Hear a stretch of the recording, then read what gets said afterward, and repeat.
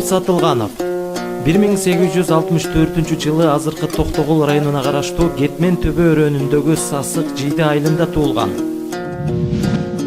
Өз заманынын аң сезимдүү, кыраакы, терең ой жүгүртө билген инсаны катары Токтогул элдин кайгы муң, ой санаасына себепкер социалдык калысыздыкты, курч маселелерди көз жаздымында калтырбай ырга салган. Ал өз чыгармаларында жашоо турмуш жөнүндө философиялык көз караштарын да чагылдырган. Токтогул элдик ооз-эки чыгармачылыкта салттуу болуп эсептелген санат, арман ырларын ирилетип, чоң чыгармаларга айланткан. Токтогул Сатылгановдун алгачкы Кедейкан аттуу китеби 1938-жылы Казань шаарында басылып чыккан. Ага чейин 1928-жылы Кыргыз Автономиялык Республикасынын агартуу боюнча элдик комиссариаты Токтогулду Фрунзеге чакыртып, комуз менен аткарган 18 чыгармасын жаздырып алган.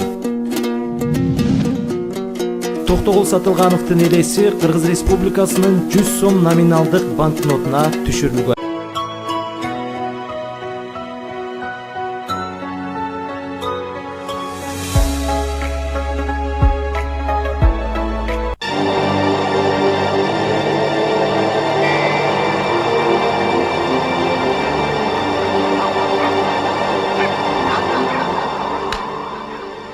Алыстан келе жатырсыңдар. Сибирден. Сүргүндөн бе?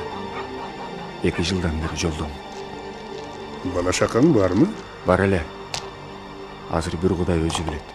Адам өлтүрдүңбү? Мен ырчымын. Ырчы эч качан адам өлтүрбөйт. Аны өлтүрөт. Ал үчүнбү? Эгерде ырда чындык болсо.